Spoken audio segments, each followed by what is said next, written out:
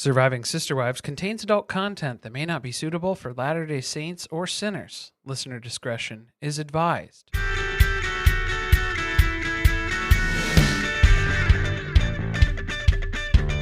Hello and welcome to Surviving Sister Wives. I'm Corey. And I'm Carly, and we are here to recap an episode that you've already seen and already heard us recap. This is Season 19, Episode 17? Did I get that right? Episode 17. Also known as Season 18. Bonus. Final episode? Bonus extras, episode? Depending on where you're looking on the Max app. Tucked away, hidden away. But this one is called Love is Patient. Love is Kind. I'm going to need to request some patience and some kindness, I think, this week. This is a rough go. I'm not going to lie to you. It's a weird kind of inception to be in a scenario where we're talking about footage that we've already recapped, but we're going to give it a try. If you're looking for our original thoughts on the matter of Christine and David's special wedding day, part 2, that was episode 217. So that was season 18, episode 20. I almost said 20 before. Yeah, it just feels like a 20 episode. We're going to kind of be glossing over that. So if you really want our in-depth thoughts on that, we've already recapped a lot of that footage. My opinions haven't really changed in a year. It's almost exactly a year, isn't it? Yes. No new information has been gathered. I did feel more uncomfortable with the lap dancing at the reception this time around, but mostly for the first part of it, though, where it was David's friend, Jared. Oh, that was still extra weird for me. You've become more accustomed to seeing Christine in her element now. Christine gyrating on David is just burned forever into my memory. So that's just something that I get to carry with me every single day. There's no avoiding that. What is the description for this episode, please? The TLC description is, the day is finally here that Christine is getting married. It's a joyful event on the banks of the Colorado River as Christine and David say, I do. Kody discusses missing out on the Brown family celebration and has a scary close call while cutting down a tree. Didn't even mention Meri. I forgot that we had Meri in this episode, too. Yeah, she's setting up her fun house of sorts. I don't know. I don't think it's a fun house. It's a house of horrors. Oh, boy. She's feeling witchy. She's no longer a lady of the woods. She's feeling a couple of things. I guess Robyn's the lady of the woods this episode instead. She's traded in her plot of trees so that Kody can just chop them down. Ready for my rewrite? I'm actually excited about this. Is it the same one? No, okay, I changed good. it. No, I wouldn't do that to you all. I was going to say, was it the same one from episode 217? This isn't TLC over here. No, a TLC production. Original content only. Puddle Monkey forgets to apply the sepia tone filter to David and... Puddle Monkey forgets to apply the sepia tone filter to Christine and... I'm going to keep all these. Puddle Monkey forgets to apply the sepia tone filter to Christine and David's wedding footage. Kody and Robyn continue filming Jackass Coyote Pass. You ever shot a bottle rocket out of your asshole? I'm just waiting for Steve-O to show up. He's going to have it at some point. I'm Kody Brown. Welcome to Jackass. I'm not sure. Are they trying to get hurt while filming? Do they have some kind of new contract stipulation? MTV's taking over for broadcast rights now. It's going to be on Paramount next season. Don't say that because some AI gossip rag somewhere is going to pick that up and run with it. Well, we started that rumor. The Sun News. And soon no one is going to be able to contradict it because... I don't know. We might not have TikTok come next week. Oh, boy. Yeah, the clock's ticking and talking on that one. Which, speaking of, you should go over and follow us on YouTube. It's the same handle.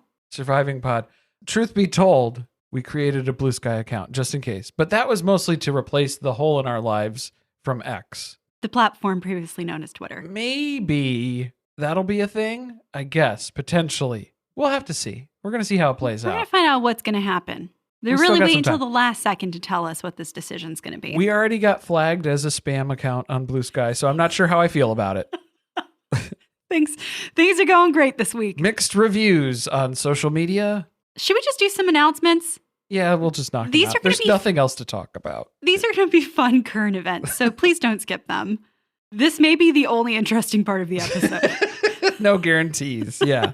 Well, someone else who's having a very rough week, Jamie.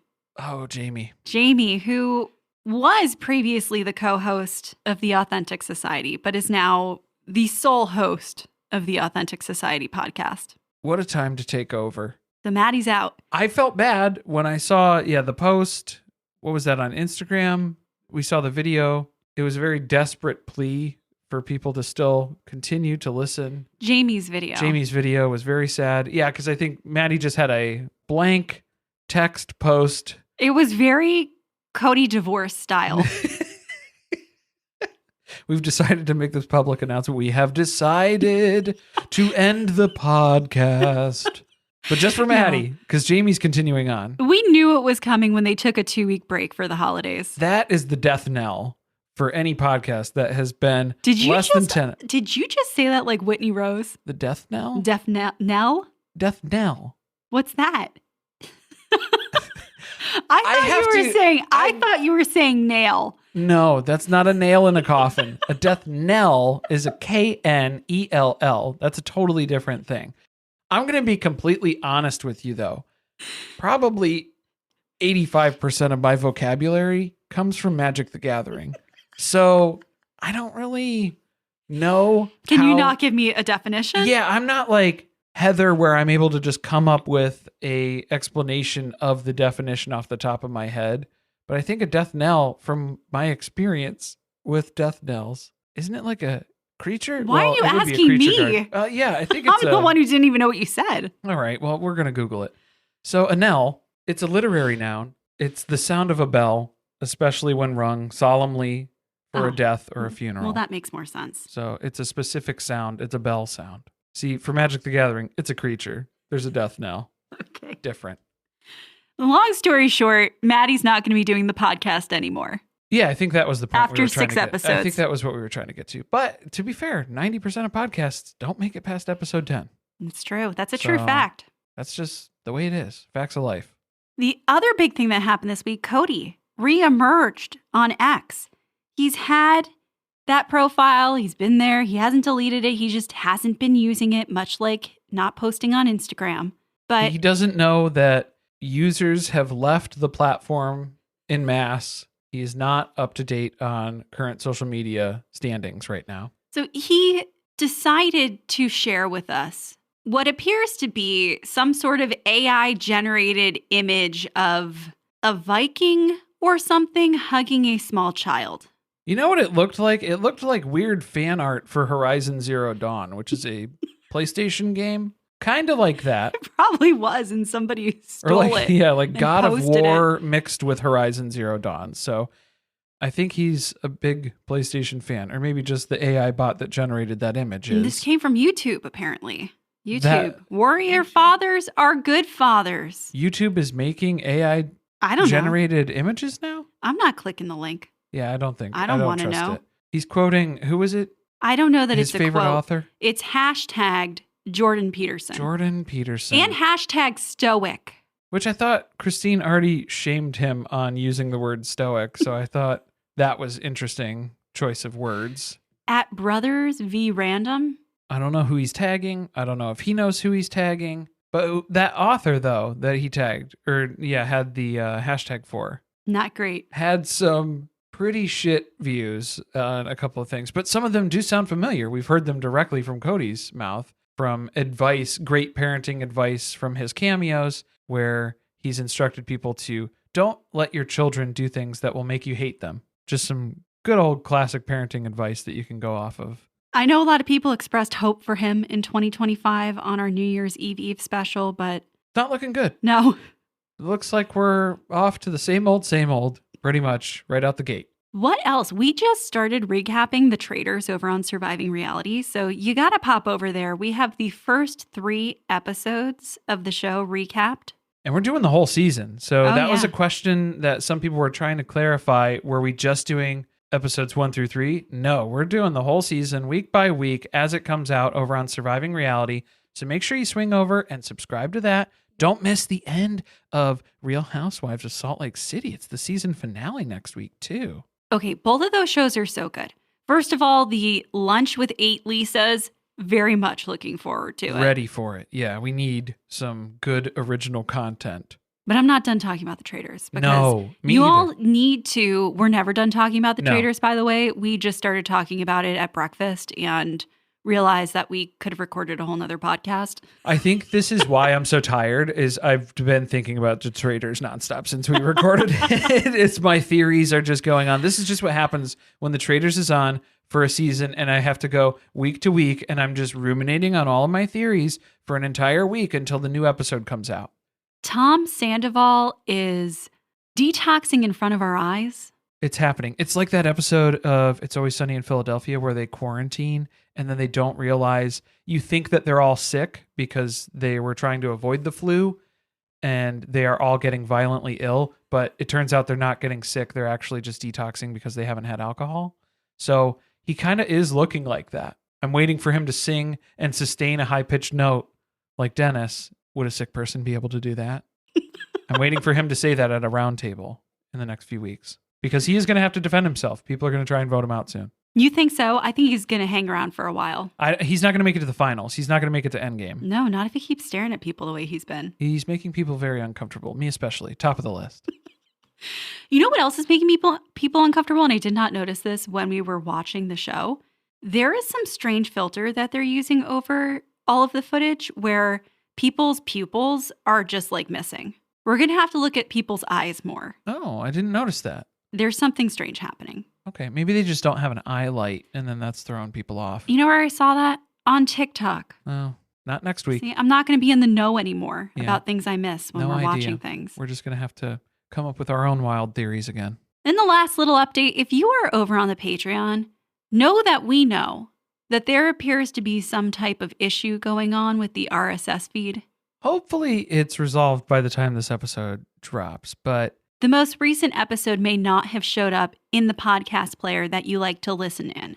It is on Patreon. If you go to Patreon Yes. and listen either in the app or on the desktop, which I know most people don't like to do because Yeah. it's a fucking atrocious app. well, it's a terrible app. But so yeah, the feed is up to date on Patreon website and the Patreon app. If you're using a third-party podcast player like Overcast or Apple Podcasts that you have the Patreon RSS feed going into, it seems like there's an issue with it syncing up with third-party apps right now. So hopefully that gets sorted soon. We have an email out to Patreon to follow up on it, but we haven't heard anything back. So we will stay tuned and keep you posted as we find out as well.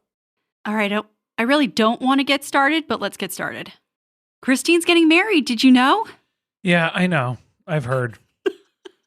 I saw a wedding invitation at someone's house, but I didn't receive one personally, so I'm a little offended. I'm offended that we didn't get to see the footage of Robyn first hearing that Christine was getting married. Oh, that would have been so good. You have to have Kody break that news to her, but then it would be really hard. They would have to have the nanny come over to watch Saul and Ari, and probably Aurora and Brianna as well. So they could sneak away and have Yeah. this conversation on the side of Coyote Pass. It's an adult conversation. Yeah, it's not suitable for children's ears to hear that they're being excluded from the rest of their family. Robyn can't even hide anymore that she really despises Christine. Do you feel it every time she has to address anything that has to do with her? There's a lot of disdain, and I think it's because Christine is the safe one to use as the scapegoat now, is the ex-wife who ruined everything. She's the one who broke the family apart and caused all of these issues. Of course we're not invited. We're the outcasts. We've been voted off the Brown family island. First of all, I would point to Exhibit A as to why you're not invited is because your husband is her ex-husband. There's not a lot of people who invite their ex-husband to their next wedding. It's a good reason. Yeah, that's a good line of reasoning for it. But instead it has to be that we're being exiled from the family because nobody likes us. It's bigger than that. Yeah, it's not just the fact that Kody and Christine don't get along and are no longer married. It's that Christine has a deep resentment for Robyn and her children specifically, and that is why they can't be in close proximity anymore. What do you think about Christine not inviting any of Robyn's kids? Because Kody made the point that he's sure all the rest of the kids are going to be there except for his kids with Robyn. And some of her kids are adults. So Well- in my opinion, you can invite somebody to a wedding without their parent if they're an adult. I don't know if you can invite Robyn's kids That's to a true. wedding. They're not really. I don't know. They we're can only- legally adults. Yeah, you can but- only participate as +1s, +2s, however many. Oh, you can't give them a +1 because Robyn would have come. Oh, that's true. Yeah, she would have cashed in on that. No, I'm saying that, yeah, they can't even They qualify. have to be someone else's +1. They have to be accompanied. Yeah, they cannot receive their own invite. Those won't work. It's not going to be valid. I feel like Janelle in this episode, when Janelle is so visibly uncomfortable while they're getting ready the wedding day, and she just has to keep telling Christine, this is a lot of fun. I'm having a lot of fun. This is fun. What we're doing right now, this is fun.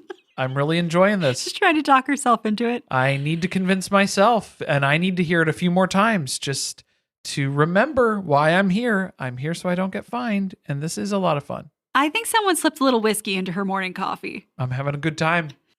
She's not sure why. There's going to but be she a whole is. lot of work. We haven't gotten to that yet, Not have yet. we? No, because I have a TikTok. Oh no, I might not be able to make it. Oh my God, I it's have a TikTok that will never see the light of day. No, it'll go on YouTube Shorts then. A distant second to TikTok. There's going to be no plig braids, just regular braids, teeny tiny braids. Maddie might be getting cornrows. I don't know. If we have time. I feel like they should have started sooner then. They should have started earlier. It does take a long time. A very long time. Do you think that Kody would have been able to outdance David at the reception? Because, of course, Cody's biggest wound is that he's not going to be able to be a part of the Brown family mosh pit, which trademark, wordmark, hashtag, he started. Okay, second worst thing that happened this episode is that Kody did not participate in the lap dance off that happened. I guarantee you that if Kody had been in participation at the reception, he would have jumped in as the third to provide a lap dance for David. Oh, there's no doubt. He would try to upstage Christine at that point because Christine had to upstage the friend. David's friend. Mm-hmm. I think it was Jared. Cody would have just pulled her off of David. And Kody would have been right in there after Christine to really show her up. I feel like he would have made some really strange comments too about her lap dance abilities. That, and then, yeah, he would have insulted her. Oh, I feel And like he would have then- made like a weird sexual comment. Oh. So just we remember that they used to bang. Oh, right. Yeah. Well, and also it would cut too, because it wouldn't be to build her up or to make her feel good. Oh, it would be no. how she is lacking in some way, shape, or form in terms of the ability to stimulate David properly. So he needs to get in there and finish this job. But I feel like he would escalate it by, he would start removing articles of clothing. He would turn it into like strip tease. So he would probably have a jacket that he would peel off. He would get very carried away with himself. He'd be sweating through his shirt. He'd be Oh, a very Tom yeah. Sandoval moment. I'd be worried. Thank God they saved us from that. I kind of wish we saw it. Yeah. Just to see. I'm a little conflicted. Yeah, I'm torn. Because now that I'm imagining it, not as bad as seeing Christine grind up on David in front of everyone. I think Tony was really disappointed that they weren't drinking yet in David's cabin. Yeah, I think this was a way for him to casually bring up, hey, I'm pretty sure that the ladies have been drinking mimosas all day. And what is this, a dry cabin? What do we have going on over here? I'm going to need some shots to get this party started. There's too many people too. I need more Definitely. drinks if there's going to be that many new people I've never met before. I need to have a better excuse of why I'm not remembering your name. Because I'm not going to remember. And it's not anything personal. It's just, I would like to have an excuse that I've got a drink or two in me and it's been a long day. I don't remember seeing Peyton show up with a razor in hand in the parking lot. No, this is new footage. This was the stuff that they were like, oh, great, we're able to include this. Finally, it can see the light of day. Because there was, I think, a deeper conversation that was taking place as part of the wedding special inside. I don't even know what it was. It was Tony was grilling with questions. He was asking a bunch of stuff. So this So they Peyton traded stuff, out the Tony footage Yes. for Peyton footage. Exactly. They know what the audience wants. Yes. pick your poison. And yeah, people were complaining about the Tony footage, I guess. So they said, be careful what you wish for, because here's what else we have. This is all we have. I feel like shaving is a thing you should make time for. On a wedding day, yes, it's very important. But luckily, Mitch to the rescue. He just happens to have a straight razor on him at all times, probably. Dino Dave is confused about why someone's walking around with that. If you have like a shaving kit because you're traveling. Well, he is attending a wedding, number one. He came prepared. Two, he's Scottish. There's a lot of hair to control. There is a lot of hair. And if I had to have anybody give me a dry shave with a straight razor on this day at this time, Mitch is the only person I would trust to do this. Peyton agrees. Yeah, nobody else. We go from that right over to the Sheetraw Chateau.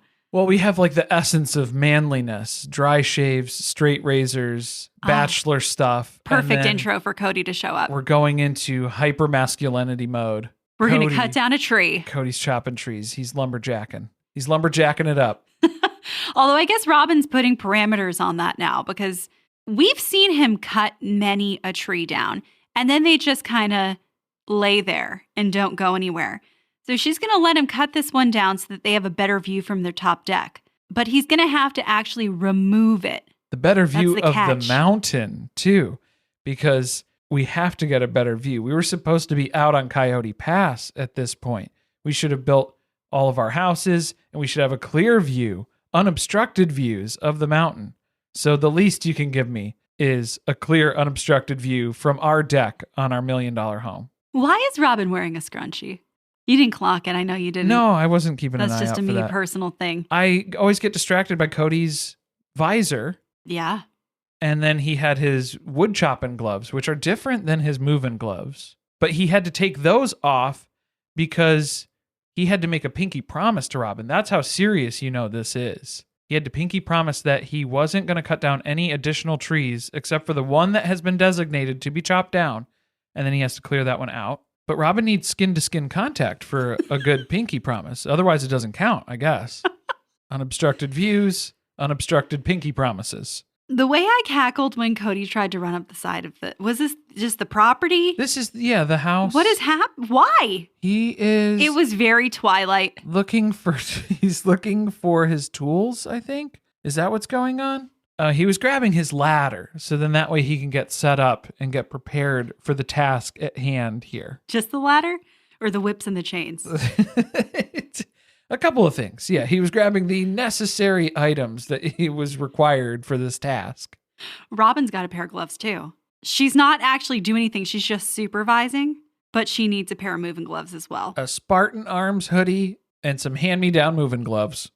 If I grasped what he was explaining, he's going to throw a chain around the trunk of the tree and then connect it to a nearby tree so that they can pull it down in that general direction when it starts to tip over. I'm going to do the classic podcaster thing where I have zero experience as a lumberjack. You're going to armchair this one? I've never cut down a tree ever, but I could tell there are a few things probably that he could have done better. I know there's just general chainsaw etiquette that was not followed very well throughout the episode here. Etiquette or safety precautions, just general safety. I think a lot of people go to the ER every year, I believe this is a true fact, from being on a ladder with a chainsaw. He didn't do that. This was unique. He was going for his own blend because, he has an element of chaos, but chaos is kind of his brand. That's what he's been doing his whole life. And it's always just sort of worked out, just like how he's had 3 wives leave him in the last couple years. It just kind of works out. A success story in the end. We got to monogamy. It was a long way around that we took, though. This is a big tree. All I can think is how many years it's been here. And that makes me sad. Cody's talking about he's cut down thousands of trees in his life. Why? What? Doing what? This is what you're doing as essential tree removal? The tree's not dead. The tree's not infested with anything. It's not a danger to anything on the property. It's blocking my view. So that is enough reason to just go ahead and chop it down and destroy it from existence. Well, it's fighting back. It's trying to stay up here. He starts sawing through it. After attempting to start the chainsaw in a way I was not prepared to see. I don't think you're supposed to rip the chain 65 times before it starts. Well, the pull start. I don't think you're supposed to rapid fire pull start. I think you're supposed to do one good pull to start it, but he just primes it and cranks on that sucker till it gives up. That's just kind of his strategy. Robyn's familiar. She's seen this before. Multiple strategies that are playing out here. He does start to get the tree to dislodge from its place. Look, it's all physics, but Kody ain't a physicist, and he knows that. Oh, remember when they built the boats for that competition and they were actually trying to do physics formulas? He's not reliving that. Just the 6 and the 9 because they line up, right? That's about the extent of Kody's physicism. I thought he was the one who, was it him or Robyn? One of them was adamant that they knew what they were doing because they took physics. That sounds like Robyn. We needed more going on here, more participation from somebody. But instead we just tip the tree over and it nestles itself into 2 nearby trees. I don't know much about trees, but I know that is super fucking dangerous. That's not how a tree's supposed to be. And now that tree could fall, so now you have to make sure that you dislodge it. And it wouldn't be the first time, because Robyn tells us, and I don't know, was this disclosed when they sold the She-Ra Chateau? That's why they had to wait for this episode to air. Please don't air this footage until we sell the house, until we get somebody to close on it. They rushed to get that thing done before the season started. Minimal roof damage. He has dropped a tree on the house before. Whoopsie doopsie. Wasn't the first time, won't be the last. How many trees do you think he had to clear at the new house? I hope none. That way we don't have Hopefully to not. watch this when we get to season 20. Yeah, it's going to be just more footage, more tree footage. Like, this is the compelling stuff that they filmed with Kody and Robyn. This is the best of the best. This is what they had to present with us. Yeah.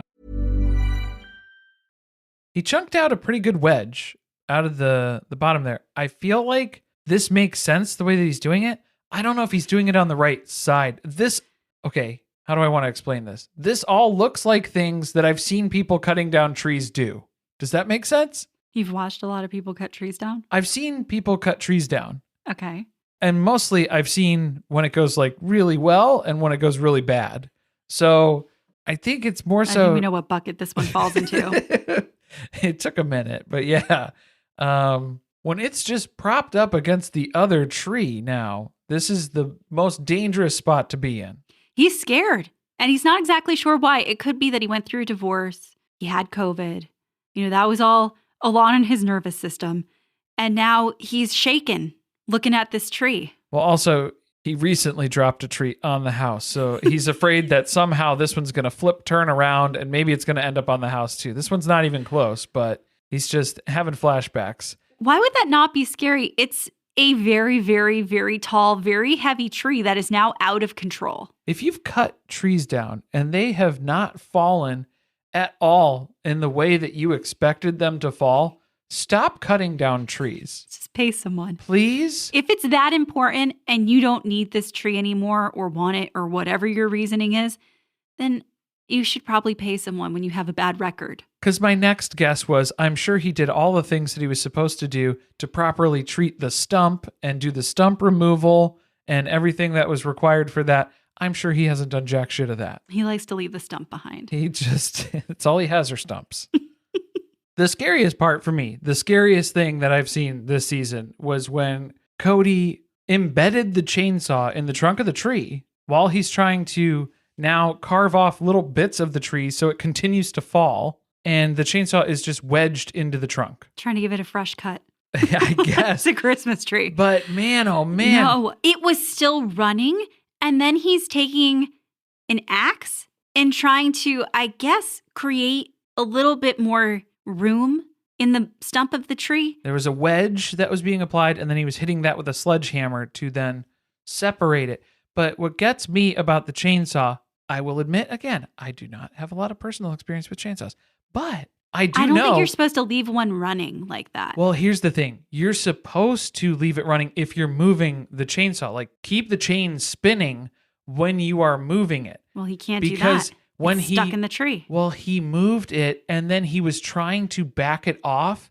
He was letting go of the throttle when he was going to back it off from cutting. You have a lot of criticism for someone who's not so familiar That's with what these I said. tools. I'm going to be doing the podcasting thing where in theory, I know some of the things that you need to do with a chainsaw and some of the things that you really shouldn't be doing. So what he was doing was he was going full throttle with the chainsaw into the tree, and then he was releasing the throttle and then trying to remove that by backing the chainsaw out. You're supposed to leave the chainsaw running. It runs in a circle, so it will cut in both directions. So you're supposed to full throttle in and then back it up. Full throttle out. Full throttle in, full throttle out. That's what they do. Kody and Robyn, full throttle in, full throttle out. I thought that Robyn would be a lot more anxious during this. She was. Not to the level I expected. I guess I'm not sure that's fair. she really grasped what was going on or how poorly it was truly going. I think that she trusted a lot of what Kody was doing. And this is why I was so stressed out, because you see how many things he's doing wrong. At one point, she was bent over, like picking something up off the ground as the chainsaw was stuck in the tree and he was trying to dislodge it. He's I was whacking scared. at it with a sledgehammer and a wedge, which then it pops free and goes flying. It and just comes at careens him. backwards. So easily we could have been maimed by this chainsaw. It's a miracle that nobody was injured. It truly is. I was a little off put when he started describing how he was going to get the chainsaw on this tree very quickly after this to chop it down into tiny little bits. And that's really the hard work. I thought he was talking about his suggestion to Nate that he had made, the Strangers on a Train sort of suggestion. The hard work is cutting up the body. And It's after the disposing murder of tarp it? date. It's the cleanup that really gets you. You never account for enough time. back at the bridal suite, everyone's gathering together. And this is when we got that moment where Maddie starts to break down and never really gets to express what she was trying to say, which maybe was a little subtle foreshadowing for our podcast adventures. But what she had to say later on, where she's talking with Caleb and Hunter to the producer about how they just meshed so well with David and his family. I'd love to be a fly on the wall to see Robyn reacting to that, because that was the big issue that they talked about. Was they told us a long time ago that Robyn and her family meshed with theirs, done, complete, successful story, moving on. And then the story has now changed or evolved to that never really happened. There was never really this mixing of the two. They were always kind of separate. And that was the insult to Robyn. And that was why she was made to feel as an outcast. And that's why they are outcasts now. And here is everyone fully accepting David and excited so quickly after he and Christine got together. I feel like there was a lot more that the producers could have dug into there in talking with Robyn. Yeah, but Robyn knows the PR answers. She's keeping everything. Oh, we are so happy for Christine. But with the least enthusiasm she could possibly muster to make that sound believable. But she knows that those are the words that she's required to say right now in order to look like the bigger person. I'm not sure how I felt about Meri's whole take on finding security in your marriage within yourself. Well, because the point was that they were talking about how Christine's been married for all these years, but this is her first legal marriage ever with anyone. Well, and her first monogamous marriage where her husband is only married to her. A little different. So the experience that she has had, it's led her to this point, but it's going to be different. This is definitely a change of pace for her. So Meri trying to make that comparison of explaining how marriage is about you. It comes from you, your self-confidence. I think partially, but there should be a partnership that's in there too. Like that's kind of the union of two people. And the general concept of marriage is kind of revolving around that as a topic. Yeah, it seemed very colored by her life experience. And I'm not sure that that was fully the lesson that we were supposed to learn from it. I don't know if that's the lesson that Meri's learned from it yet. Maybe that'll change when she meets someone who makes her feel secure in a relationship with them. Yeah, it's such a foreign idea to her right now. She can't even fathom what that would be like. I'm not sure what day they caught Kody on when they were trying to get him to give his confessionals and talk about the wedding, but he seemed like very jolly and genuinely over things with Christine. It must have been more recently. This has to be 2 years out from the divorce, 3 years out, looking at the timeline of things. There was just such a difference between his affect talking about wishing Christine good luck in the future with David and Robyn's. Well, and you could see too, so like the footage that was on the property, well, not the property, but not Coyote Pass, but Shira Chateau. The property. The property. So Shira Chateau footage when they're chopping down the tree, Kody is still kind of struggling with it. You see that he's putting on a front that he's happy for Christine and David and wishes them the best, because those are the lines that Robyn's been feeding him. He was about to start going into a whole thing about how he didn't even hear about it. He had to see the invitation at his sister's house. And then he's telling all this reactionary story about the emotions that came from that. And Robyn just had to grab him and say, aren't we so happy for them, though? That's because we are happy for them. That's all we are, because those are her talking points, too. And she's sticking to them. I guess. I think he was all over the place, because then he does say it's really none of my business, though. And that's the truth, boo-boo. That's why you didn't find out that she was getting married.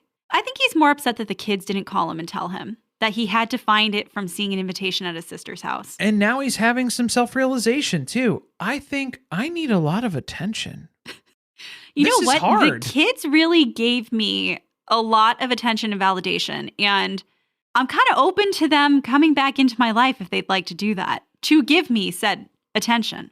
I would welcome that, but I'm not going to give up the people who do give me attention right now, which I thought was interesting because nobody's asking him to divorce Robyn to have a relationship with his adult children. No, well, maybe it's that some of the kids don't want to have a relationship with her, but he was perfectly fine with them not having relationships with Meri. Yeah, so why can't you, as Kody, have a relationship, a father and child relationship with your adult children without Robyn being involved? You could still do that. You can call them up and It's not communicate. like she needs to parent them.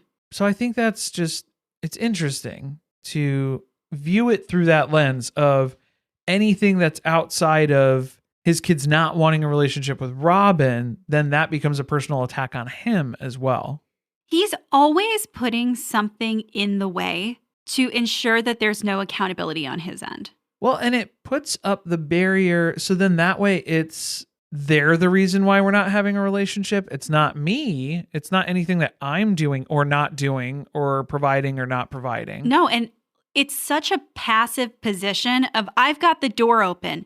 They just need to walk through it. Now you're putting it on them to have to be the ones who make that move to try to fix your relationship with you, when you're the one who has to take some accountability and address the issues that they have expressed. Well, and he's made that abundantly clear, because that was the same exact stance that he approached his marriage with Meri too, was, hey, if you want to fix this, here's the list of everything that bothers me about you that you need to change in order for us to have a good relationship and be in a good place. So yeah, that's kind of Kody's approach to relationships. Is he's such a joy to be around. He is such a just blessing to be in anyone's life that you have to earn his keep, basically. I'm just continually taken aback by the fact that he seems to think about life quite a bit, or at least he tells us that he reflects on things a lot. And I'm not sure how he arrives at the places that he does. It doesn't feel like somebody who does a lot of self-reflection. Reading too many of those books by that guy. Remember you're talking Jordan about? Peterson. Jordan Peterson. It's time for the ceremony, and they're really driving home the point that no one is nervous. Well, I was nervous about the fast-moving river, but then Janelle just told me that it's a slow-moving river, so I don't know what to believe anymore. I feel lied to. Deception. It happens to us. It's not like it worked that well. It didn't get me that excited about the last episode. No, and yeah, I didn't get that worked up. Everyone's safe. Everybody's back on the riverbank where they belong. And it's time to walk down the aisle. Can we talk about these music cues? Were they different? They had to be different from last time. I feel like I would have remembered Same. Timothy Chalamet as Bob Dylan playing the groomsmen on, but I think that they mixed the music tracks up this time to give us something different. It was boring last time. I don't remember anything standing out to me about it. probably glossed over, or if it was... No, if it was I would have remembered that. If these were the same tracks, I will feel very silly, but I don't think it was, because these just hit different this time going around. At one point, I thought Christine was walking down the aisle to the song and Forgetting Sarah Marshall, Inside of You. Missed opportunity, TLC. Where David just went from 6 to midnight. Yeah, this is where Wooly fans pretty much starts. They're making out. Established October 2023. In front of everybody. It's happening. Like, it was a very uncomfortable wedding kiss. Not church tongue. But everything fit perfect, like a glove, as David assures us later on. Because Christine's basically too good to be true. She was just super easy. Everything was very easy. Well, Christine's easy. We know easy. that. I think that's what he's trying to say. And David's a wonderful man. Did they write that line? Because Peyton says it twice and then Rex says it. Must have been the same note card where they were saying, here, if you haven't done business with the Browns yet, here's the questions that you can ask them. How do you feel about them being polygamists? Would that impact you doing business and conducting business with them in the future? David is a wonderful man. It's just going on that same note card. Standard issue now. I don't really have much to say other than Corbin did a pretty good job. No frisbees were thrown. I mean, better than the ones we've seen in the past. He remembered to have them take their vows, so that was good. It's a very important step, right, Kody? Truly coming up and giving hugs to David and Christine. That seemed to be a big deal because she's not really a physical touch person. And we didn't get any biting. So we've made a lot of progress on the Truly front. Leaps and bounds, yes. I'm glad if there's one kid who's really come around to David that it's her, since she's the one who's going to have to live with them. It should be her. I hope she has a good pair of earplugs. Some white noise machine. Yeah. That would be my wedding gift to Truly. Everything is happy and joyous and going well, so we need a mood shift. Thanks for noticing me. Ominous music starts to play. Halloween vibes in January here. And Meri's back and she's ready to come out and play. Or something like that. I don't know what that means. What does that mean? They kind of teased it and made it seem like she was ready to start dating, but that's not the context it was in. I think she meant decorating. She's here to have fun on Halloween, a thing that's been taken away from her for so long. I've been bottling up all of my home decorating tips and haven't been able to unleash those on the world. She's a knockoff Martha Stewart. There's only one Martha. Maybe that's an energy she can embrace for her dating life. I hope so. Making out with somebody on her honeymoon in church. Some Italian guy. It wasn't a big deal. On Easter. Whatever. It was an emotional moment. Yeah, that's not infidelity. That was just, it was making out. If you haven't watched the Martha doc on Netflix, you've missed out on a lot. It's so good. But back to Meri. She's working on floral arrangements for the cemetery that she's decorating out front. And she happens to have the perfect set of flowers lying around here that we can use from the family commitment celebration ceremony from, what was that? Season 8?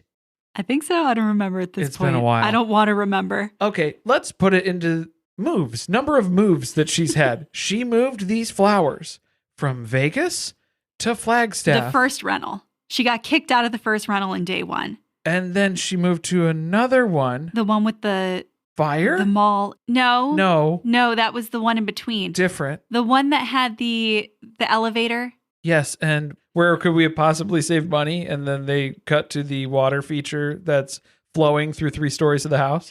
And then she had that third house. That almost caught on fire. And then she moved to Parowan, so it's moved 4 times. Okay. So yeah, she's had these in her possession for all of those different points. I think I would have thrown them out. They never would have made it out of Vegas. At least she's finding a good purpose for them. Although I kind of don't know if she really wanted to take them apart and use them, but Jen and Blair were cheering her on. This seems to be her entire storyline this season, is taking things from her marriage, dismantling them and repurposing them. So either that or just generally destroying them for her own mental health. It's getting a bit repetitive. It is, but they snuck this one in because it seemed like it was at the behest of other people when she was decorating for Halloween. Even though I feel like this was planned out. This was something that she was ready and prepared to do. You just happened to have the 2 huge floral arrangements from the family commitment celebration ceremony just sitting there. She had. You think she thought this up I beforehand? think she had motive and intention to this. Yes. Feels good to be herself again, though. She couldn't really decorate when she was living in Flagstaff because nobody came to her house or gave a shit. Why is that stifling? That nobody was there to tell you not to decorate? I mean, no, I could see it as being depressing. Why do it if nobody's going to see it? Aside from myself, although worthy up, Meri, you should be enough. If you want to decorate, then you should decorate. That's it. That's what it comes down to. So if you didn't feel like decorating in Flagstaff, no hate. I'm not going to blame you. I mean, it was COVID.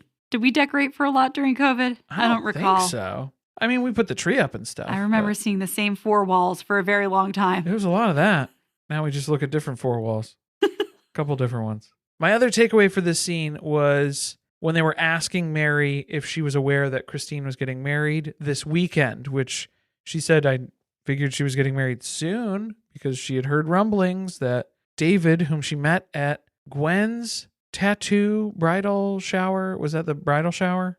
Yeah, it wasn't Technically? the engagement party, I Right. don't think. Maybe I'm wrong. Something, one of those.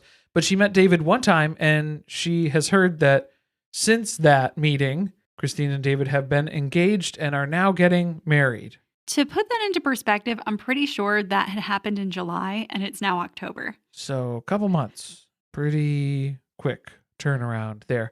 I was wrong. Gwen got married in July. Oh. Well, I mean, yeah, so maybe it was... I just want to make sure no one's I screaming. think it was around like April. Wasn't it like... Was it was it April, February? May, February? I don't know. Something. Whatever. It Just happened beginning of not the that year. long ago. We all know how quick this has been moving. Pretty recent. So what I'm getting at too with this is that Meri should probably tell Christine that she's not friends with Robyn anymore. Because I feel like that's why Christine was like, yeah, I think I'm good not having a relationship with Meri. I don't know. I don't think that I would still be good with Meri coming, seeing how she threw Janelle under the bus to Kody and Robyn. She's still not fully trustworthy in my book. Well, I mean, I wouldn't say, yeah, she's trustworthy, but I'm just saying, like, I think you should probably let people know there's been an update to the relationship status between Meri and Robyn. That might impact a couple other things, perhaps. It's not going to make you lose standing in the family. That's true. Couldn't hurt at this point.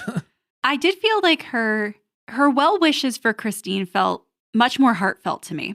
Oh, I thought they felt more forced Oh, really? and passive aggressive. Oh. But maybe that's just how Am I just easily fooled? maybe that's just how most people read her delivery of sentimental things. And so that's why she has all these horrible relationships with everybody in the family. I thought it was a nice sentiment to say that she hopes that she has the love that she didn't have in her marriage with Kody because she too knows what it was like to be in a loveless marriage with Kody. Oh, so that was to the producer. That was in like the solo interview stuff, or was Yeah. that on the porch? The No, it stuff was on in the the solo porch felt like she was still bitter that she didn't receive an invite. I'm sure that stung a little bit.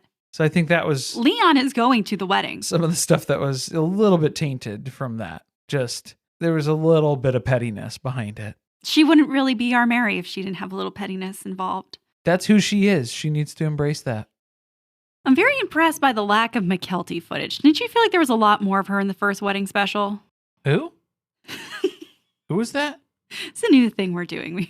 It was. We don't know who that is. I don't know her. Is that one of David's daughters? Might as well be. It's finally time for the reception, which is normally the part they all look forward to because the Browns love to dance, but David not so much. David doesn't like being the center of attention either. So this is strange to have the patriarchal figure not expecting every single set of eyes on him for the entire duration of the wedding reception here. What a change of pace. It's very different, very abnormal. It's not at all what we're used to. Also, he threw his back out, and I find his story very suspicious. That he was showing his grandkids how to go down a slide, and that's how he hurt his back? Mm-hmm. Or maybe were we doing a little warm-up for the wedding night and slipped a disc? Little rehearsal. A dry run, if you will. Perhaps. Maybe. He does stick it out on the dance floor long enough. What? He did what? What is he sticking out on the dance floor? He is able to stay out there long enough. Oh, you're saying like he was a trooper. He stuck it out. It's not getting better. You can't say that right after we were saying the other stuff that we were saying. You know what I mean. People are going to assume you're talking about something else. What was that song that was playing? These royalty-free songs need to be screened. Terrible. Did it say something about being Catholic at one point? Look at all them boys chasing Catholic girls, I believe was the opening line to the song. Come on, there's enough royalty-free music out there that we didn't have to choose this one. And there's a budget for this show. Pay somebody to write a fucking song to put in here that you have exclusive rights to. It's been designed specifically for the moment and the vibe that you're going for. Were you thrilled to see the flash mob? I don't know how this family thinks that flash mob is the most creative thing that's ever happened. We've seen at least 4 of them on this show. That I can think This of. is probably number 5. Off the top of my head. I did like that I jotted down flash dance in my notes, which no, that wasn't until later. That was a little bit there. after. Yeah, we're working our way to the flash dance bucket of water to drop on somebody's chest here. We got some final thoughts from Robyn about how Christine getting married, it really closes a chapter. For Robyn, not for anybody else. It's all about her. Isn't that supposed to be like the inverse? It's the beginning of something new? Well, no, see, that's what I'm saying. It's from Robyn's perspective. So this is the end of the possibility of ever living all out on Coyote Pass altogether. So this is the end of something for Robyn. Why is that still in a realm of possibility for her? It shouldn't be. No. I think we've made it abundantly clear that that's not happening. Also, I don't think that she wants it to happen because she doesn't seem to like Christine very much. No, I think she would still like it to happen because then you still just get to blame everything on Christine. Whatever's going wrong on Coyote Pass or with their house or with the building or whatever's going on, I'm sure she'd be able to blame it on Christine. And that's what she knows. That's what she's comfortable with. So yeah, she wants to keep going with that, but you're not going to be able to do that. Nobody else wants to sign up for that. They didn't get any reaction from her to the cake. That's what I was going to say was I think Christine and David had to go with the tasteful, delicate cake approach just so that Robyn wouldn't have anything else to hate on. A gentle feeding. Okay. Is that how Christine described it? Did I make that up? I don't know. I didn't like it. Now they're going to save all the smashing for later. Yes, they have other things to smash. And we get to see Jared's dance yet again. You can go back and listen to our episode to hear my initial thoughts about that. They're pretty much the same. You know what, though? I did have a different perspective this time because I did not believe that Jared summoned Christine to the dance floor to take over for him. That is a good point of clarification. But it did appear that that happened. He had to tap out. He was done. After checking the footage, yes, can confirm Christine's story checks out. She didn't necessarily have to then do a lap dance. I think there was a lot of creative liberty left to you take over from here. But she did what she felt comfortable with. The way Aspen described it was she had to get in there too. And get in there she did. She did. I liked Isabel's assessment too, which this was an awesome thing to see. Kind of. The affection stuff. The stuff closer to the cake and the lovey-dovey and the kissing, that we were okay with. This kind of crossed the line. This was a little too far. I could have done without this. I could have lived my whole life without seeing this and what took place and what transpired at the wedding reception here today. Christine even seemed like she was a little taken aback when she watched the footage because she's trying to blame it on the alcohol. A typical story. Don't blame it on the alcohol. We know Christine's just got that little bit of freaky in her. Freaky bitch. Even on her. Embrace it. Even that first wedding photo that she had when she was in the Jean Bonnet Gladwear and she had hiked that skirt up as far as she could. You could see some ankle there. She was giving us a little show. She's always had that freak in her. I mean, that's all the good part of the wedding. It leaves off on a nice note about how she feels so complete now. She's never had a feeling like this. It's amazing. She was worried about what the future would hold. All she knew was she had to leave Kody because life was so horrible. So it's nice to see how this is all playing out and all of Christine's dreams finally come through in the culmination with her wedding with David. I have to say, I'm pretty impressed that this recap felt fun. I enjoyed it. We got through it. It was a journey. Yeah. We're here. We made it. the second time round. And now we can move on to the good shit.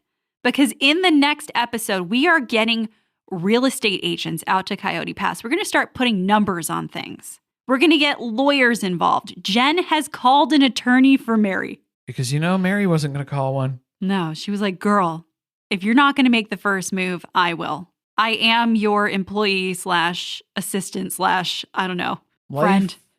Coach, kind of, a little bit. Member of Worthy Up. Sort of. And then we get a brief glimpse into Kody's screwing fantasies, his ex-wife screwing fantasies that something tells me that's not the only one. They're screwing him over. Oh, right. Yeah. Yeah. Is he talking about just Meri? Because this seemed, again, like a very Meri heavy edit. Or is it also about Janelle? I guess we'll see how she comes into the fold here. I want them to team up against Kody. That's my dream. We need it to happen. Don't forget, it's our podiversary this month, and we are celebrating all month long over on our Patreon. We've got drawings for memberships to the Patreon. Not to rub it in, sorry. I know this is weird to hear as the tail end of Maddie's podcast ending, but it's a celebration for us. Sorry. Didn't mean to rub it in. 5 years and going strong. Irony is all over the podcast. I think that's been kind of the theme that we've been going for.